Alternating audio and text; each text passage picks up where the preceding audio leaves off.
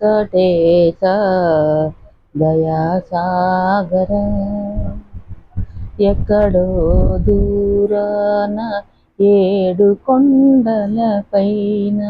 ఎక్కి కూర్చొని ప్రజల మొక్కులందించేవా నిన్ను భావించేను నిన్ను కొలిసేమయ్యా శ్రీ వెంకటేశ దయాసాగర మనసు తిరుపతి కొండ నీవు నాకే గండ